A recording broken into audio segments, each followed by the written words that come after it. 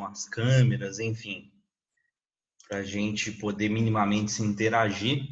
E aí eu já digo aqui que o conteúdo de hoje, deixa eu só ver um negócio aqui, o conteúdo de hoje vai ser a gente terminar o capítulo 20. Só fazer um esquema aqui.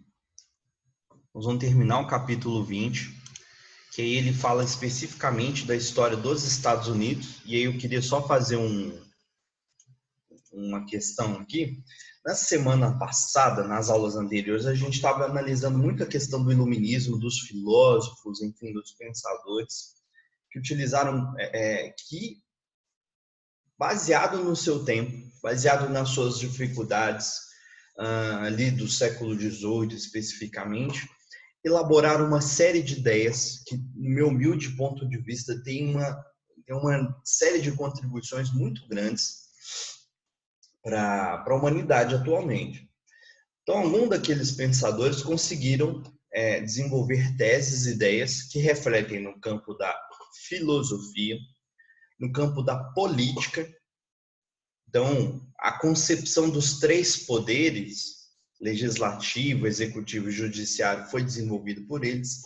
E um desses filósofos, um desses pensadores, teve também uma participação muito grande, um camarada chamado Adam Smith, quando ele desenvolve o conceito de liberdade econômica, ou seja, de liberalismo de mercado. E só fazendo esse release rapidamente, quando ele desenvolve essa tese, é importante a gente lembrar que todos os estados-nações da Europa eles estavam sob o poder de um rei, ou de uma família, de uma dinastia que seja. Existia ao mesmo tempo comerciantes, mas a liberdade econômica era muito pequena, pois havia sempre uma interferência grande do rei, da nação, que impedia que seja ali na cobrança de impostos, na taxação de importação ou de exportação, e isso acabava freando um pouco o desenvolvimento da economia do ponto de vista do Adam Smith. Então ele desenvolveu, enfim, uma série de teses e tal, escreveu um catatauzinho de livro assim, de 1000 páginas. Adam Smith escreveu, entre outras coisas, 1000 páginas de livro, chamado A Riqueza das Nações. Nesse livro ele cria a concepção de desenvolvimento do capitalismo, do que viria a ser chamado de capitalismo no futuro. E ele é muito importante, porque a partir do Adam Smith ele desenvolve o liberalismo e o capitalismo, e ao longo do século XIX e XX as suas ideias vão ser muito utilizadas, só vindo depois a ser combatidas, enfim, assim, refutadas ali por volta de 1848, quando o tal de Karl Marx, aí eu espero que a gente consiga minimamente falar dele esse ano, desenvolve o conceito de socialismo científico. Eu queria só começar a aula frisando bastante sobre ele. Em contrapartida também, o essencial desses filósofos do iluminismo foi desenvolver uma tese de que era necessário a distribuição de poderes, porque no século XVIII havia uma grande concentração de poderes e, enfim, quando se há uma concentração de poderes, uma reduzida parcela da sociedade que tomam as decisões, essas sociedades passam a ser muito desiguais, muito injustas, que resultam, em alguns momentos, em revoltas e tal. É o caso que nós vamos analisar mais à frente também com a Revolução Francesa, etc. Mas o essencial do iluminismo para nós é o uso da razão, o desenvolvimento de ideias, de concepções que contribuem muito para a humanidade. E agora, o que é importante para a gente aqui,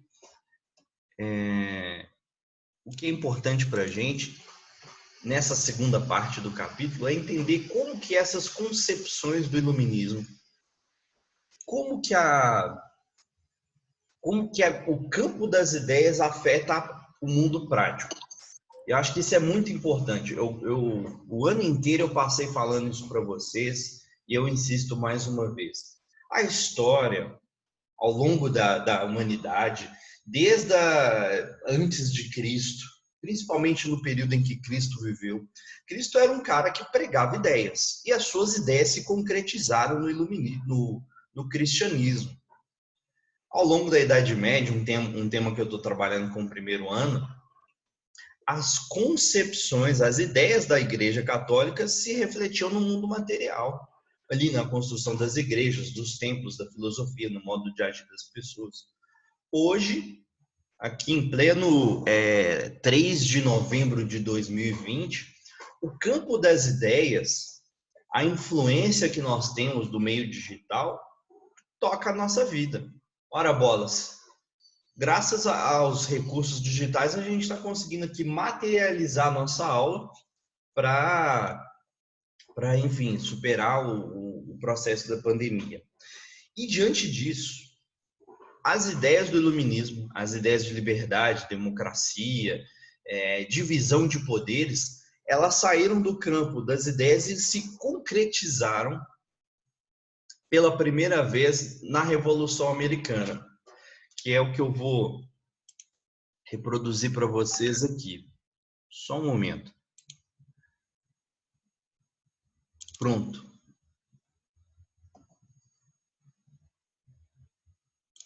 Bom, tá aberto aqui. Essa é uma aula, essa aqui é uma apresentação de uma aula que eu já passei para vocês em algum momento desse ano, que fala desde a chegada dos colonos ingleses na América, nos Estados Unidos. E só que eu vou passar essa aula de novo, de uma forma mais rápida, ligeira, até chegar no essencial, que é a questão do processo da independência ali, dos pormenores. Enfim, teve pessoas que vieram do avanço e tal. Ali, por volta do século XV, XVI, não é segredo de que as nações europeias, especialmente Portugal, Espanha, França e um pouco mais tarde a Inglaterra, desenvolveram colônias aqui ao longo da América. Colônia portuguesa, espanhola, francesa, e a Inglaterra conseguiu colonizar parte da América do Norte, que hoje nós conhecemos como Estados Unidos. Esse é um processo que ele também só lembrando aqui as motivações dessa colonização. A gente sabe que Portugal, por exemplo, estava em busca de novas rotas comerciais, os espanhóis também, que estavam numa disputa comercial muito grande pela hegemonia ali da Europa. Mas o caso inglês tem a ver com questões internas. Então, por exemplo, no caso da Inglaterra, houve um processo chamado cercamento, que na prática era você expulsar os camponeses do campo para a cidade, para suas terras, enfim, onde os camponeses viviam nas terras dos nobres, e de uma hora para outra os nobres falaram assim: olha, muito bom você ter ficado aqui comigo esse tempo todo, mas eu preciso da minha terra de volta. E aos poucos isso foi gerando uma massa de pessoas, de famílias que ficavam, enfim, perambulando pela Inglaterra como um todo, sem ter onde ficar, acabavam indo para a cidade, gerando mendigância, famílias desabrigadas, isso gera violência, isso gera doenças, etc. Além disso, também havia um fator de perseguição religiosa. E aí essas famílias encontraram uma solução em se aventurar atravessando o Atlântico até chegar na América. Chegando na América, é importante dizer aqui que eles começaram também a formar colônias, e essas colônias, a aula está cheia hoje, eu estou me sentindo importante, cada vez entrando pessoas. E na América eles dividiram essas colônias de algumas maneiras, mas eu vou falar disso daqui a pouquinho. Ocupação inglesa na América do Norte, acontecimentos que favoreceram o início da colonização inglesa na América do Norte do século XVII. final do século XVII. Conflitos entre protestantes e católicos. Então, isso é um negócio muito interessante para a gente refletir e eu jogo isso para vocês. Enquanto a colonização portuguesa aqui no Brasil, ela se deu explicitamente por católicos, o caso americano predominou por protestantes. E aí depois você pesquisa, assim, para não delongar muito, a diferença entre protestantes e católicos. Como eu havia dito, essas pessoas na Inglaterra eram camponeses sem terra, sem trabalho, então muitos vieram para cá nesse sentido. O comércio inglês ameaçado por avanço de franceses e espanhóis em terras norte-americanas. Se eu pudesse aqui, não é o principal da aula, mas se você jogar no Google depois o processo de colonização da América, hoje a gente sabe que os Estados Unidos atravessam de uma costa a outra, mas lá atrás os franceses e os espanhóis já tinham ocupado uma parte do território norte-americano e os ingleses ficavam só com uma tripinha aqui da costa. Com isso, o governo inglês decidiu colonizar o território americano, garantindo seu domínio. E aí, então, pronto. E aí, então, essas famílias, essas pessoas que ficavam perambulando pela Inglaterra, chegaram até aqui. E aí, o contato entre culturas, um dos principais feriados dos Estados Unidos e mais relevante até o dia, até mesmo que o Natal. Estamos falando do Dia da Ação de Graças, uma data para expressar gratidão por tudo de bom que aconteceu ao longo do ano. Sua origem remonta aos peregrinos fundadores da colônia de Plymouth, na região da Nova Inglaterra, e não tem relação com a religião. A data é comemorada na quarta quinta-feira do mês de novembro em todo o país. Ó, engraçado que nós estamos falando de colonização americana, né? E aí eu passo uma tarefa para vocês hoje. Acabei de ouvir ali no jornal, as eleições dos Estados Unidos estão acontecendo, e aí é um processo extremamente, é uma das eleições mais disputadas e mais polêmicas dos últimos anos, uma eleição marcada por fake news, pandemia, ameaça de violência. Um candidato pode virar para o outro e falar assim: eu não concordo com os resultados, lá, lá, lá. Lá, só para vocês terem ideia, lá eles ainda contam um voto no papelzinho, que eu acho isso um absurdo, no pleno século XXI. Eu posso mandar meu voto por correio, e aí, enfim, eu não confio nisso. Meu voto pode ser desviado, pode mudar. E os votos não são simultâneos. Então, você tem tipo 2 semanas para votar. Então, tem gente que vota hoje, vota amanhã e tal.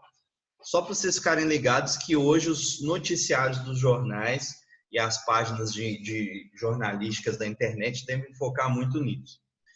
E é engraçado que aqui a data é comemorada na quarta quinta-feira do mês de novembro em todo o país. Então, agora em novembro, eles vão comemorar essa ação de graças. Provavelmente também vai ser citado nos jornais. O povoado Jamestown, fundado em 1607, formou a primeira colônia inglesa da América do Norte, a Virgínia. A partir de 1620, protestantes e alguns católicos começaram a emigrar para o Novo Mundo, fugindo de perseguições religiosas e dificuldades religiosas também. Até o século XVIII existiam 13 colônias. Cheguei aonde eu queria. Essas colônias, elas eram subordinadas à metrópole inglesa. E aí uma ilustração falando dessas colônias. E aí, esse é o principal aqui para a gente avançar. Essas colônias, elas eram colônias do centro-norte e colônias do sul. Será que algum entre vocês poderia ler aqui as características das colônias do centro-norte, por gentileza?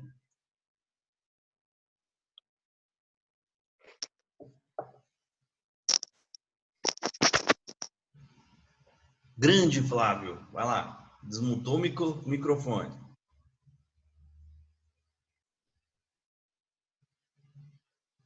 Flávio. Ah, Flávio, você me enganou, cara. Você desmutou o microfone. Então, será que alguém poderia ler essa parte, por favor?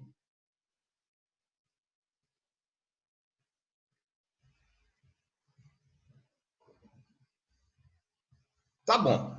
Colônias do Centro-Norte. Eram colônias de povoamento. Haviam pequenas e médias propriedades que desenvolviam policultura para o consumo interno. No norte, a extração de madeiras e peles, e no centro, culturas de trigo, cevada e centeio. Uma observação muito importante: nessas colônias do Centro-Norte, predominava a mão de obra livre. Aí eu queria só reforçar: policultura, ou seja, plantação de várias plantas, extração de madeiras e peles, e no centro, culturas de trigo, cevada e centeio. Então, veja que a dinâmica econômica das colônias do norte era muito intensa. Já as colônias do sul eram colônias mercantilistas, sua produção agrícola era voltada para o mercado externo, baseada em grandes propriedades rurais e utilização do trabalho escravo africano. A grosso modo, essas colônias da região sul, elas tinham muita plantação de algodão, algumas poucas de cana-de-açúcar, que esse algodão era principalmente enviado para a Inglaterra para alimentar ali a nascente indústria de produção de tecidos. E não por acaso, essa questão que a gente está vendo aqui, ela consegue dar resposta um pouco do cenário dos Estados Unidos hoje. A maior parte da população negra dos Estados Unidos, ela se concentra ali nos estados do sul, Carolina do Sul, Virgínia, Mississippi, por aí vai. Ao mesmo tempo, se tem ali pessoas negras, quer dizer que num passado remoto essa galera foi escravizada. E não por acaso também nos estados do sul é onde se concentram os maiores números de pessoas declaradamente racistas e pertencentes a grupos supra-racistas. E é onde de vez em quando a gente vê lá aparecer no jornal as manifestações da galera indo para a rua porque um policial negro foi lá e assassinou um cidadão negro. É o caso recente do policial que deu 6 tiros pelas costas de uma pessoa. É o caso recente daquele negro que foi enforcado por um policial até a morte, enfim. Então, essas questões históricas dos Estados Unidos nos ajudam a dar resposta para várias questões do presente. Mas vamos lá avançando. Lembrando que se tiver alguma dúvida, se tiver muito rápido a explicação, vocês se manifestem aí. E aí, esse mapinha, só para ajudar a entender. Aqui os estados, Geórgia, Carolina do Sul, Carolina do Norte, Virgínia, eram predominantemente agrícolas, especialmente voltados para a produção de algodão, enfim, grande mão de obra escrava. E é interessante que nos Estados Unidos, diferente do Brasil, a população negra lá não é maioria. Ela é expressiva, mas não chega a 40%, se não me engano. No caso do Brasil, se a gente analisa os dados do IBGE, a população negra ela está em torno de 51% a 52%. Comércio triangular, enfim, você trazia escravos da África, e esses escravos ficavam na porção sul. Os produtos desenvolvidos da América do Norte, das colônias, iam para a Inglaterra, enfim, tecidos e por aí vai, entre outras coisas. E da Inglaterra você tirava os recursos para comprar mais escravos. Era um comércio, uma forma ali dinâmica. Vamos pular essas atividades que não nos convém agora. E aí a questão que eu queria chegar, que aí corresponde ao capítulo aqui. Isso tudo foi só uma introdução para entrar no capítulo que, enfim, não tem muitas coisas para a gente analisar. A emancipação dos Estados Unidos. O fim da dominação inglesa, os ingleses saíram vitoriosos da Guerra dos 7 Anos, contra a França. Isso é uma treta que rolou lá na Europa. Então veja como que a partir das grandes navegações, a partir do século XV, XVI, o mundo ele começa a se tornar interagido, começa a se tornar dinâmico. Eventos que acontecem em outro continente, outro país, às vezes passavam ali a ter repercussões no restante do mundo. O caso da Revolução Inglesa, o caso da Revolução Francesa, que nós vamos ver mais à frente, que influencia aqui na Revolução do Haiti, na independência do Haiti, enfim. Então veja como que uma treta, uma guerra que aconteceu lá na Europa, envolvendo França e Inglaterra, históricas rivais,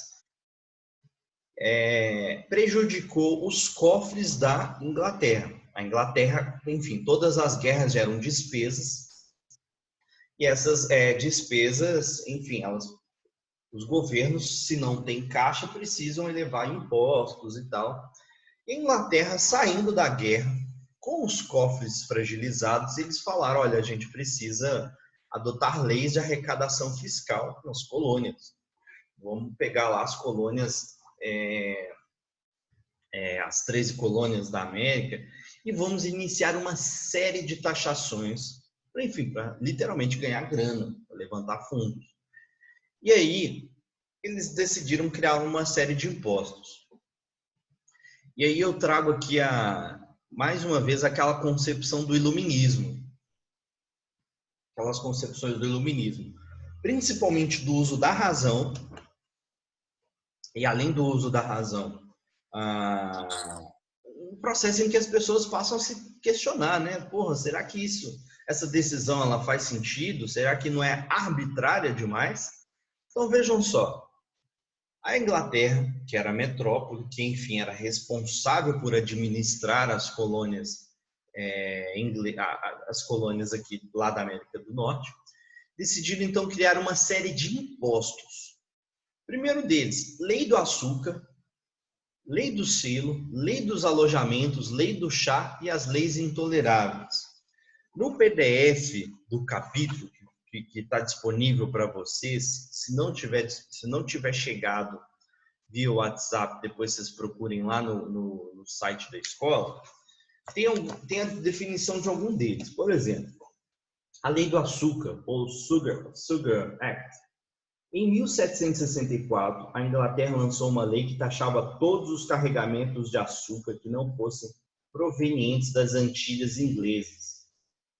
Ou seja, se eu fosse comprar açúcar de qualquer outra região do mundo, se eu fosse comprar açúcar aqui do Brasil, por exemplo, eu ia pagar mais impostos. Se eu fosse comprar açúcar da região das colônias espanholas, eu ia pagar mais impostos. O único açúcar que, mesmo assim, pagava impostos e não era tão alto eram os açúcares das regiões inglesas. A Inglaterra também tinha colônias por outras regiões. A lei do selo, para mim é um absurdo, imagina. No ano seguinte, o governo inglês, visando ampliar a arrecadação, estabeleceu o princípio segundo o qual todo e qualquer material impresso publicado nas colônias deveria receber um selo vendido pela metrópole. Inconformados, os colonos reuniram-se em Nova York no Congresso da Lei do Selo.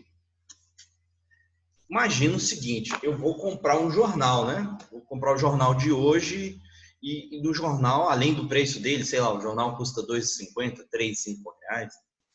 E além disso, eu ainda tenho que pagar um selo para que esse selo, o imposto vai direto para a colônia. Eu vou comprar um livro, eu vou comprar um panfleto, todo e qualquer material, qualquer tipo de papel precisava ter esse maldito selo. Então veja como que é uma medida, enfim, é uma forma absurda de você taxar impostos. Lei dos alojamentos, deixa eu ver se eu acho aqui. Lei dos alojamentos, na prática, era que todos os cidadãos precisariam pagar impostos para garantir os alojamentos, a estadia, digamos assim, dos soldados ingleses que ficavam na colônia para, enfim, evitar roubos, evitar qualquer tipo de tumulto. Eu espero conseguir daqui a pouquinho mostrar um vídeo, cena de um vídeo para vocês, que ilustra bem essa questão. Lei do chá. E aí o chá é muito expressiva. Porque para nós vejam só, o que para nós aqui no Brasil é extremamente tradicional, cultural, tomar café, e eu amo tomar café, nas colônias inglesas, eles copiaram o hábito, a cultura inglesa, a cultura da Inglaterra de tomar chá. Então, o chá era um negócio extremamente, como é que fala? Consumido nas colônias americanas. Sobre a lei do chá.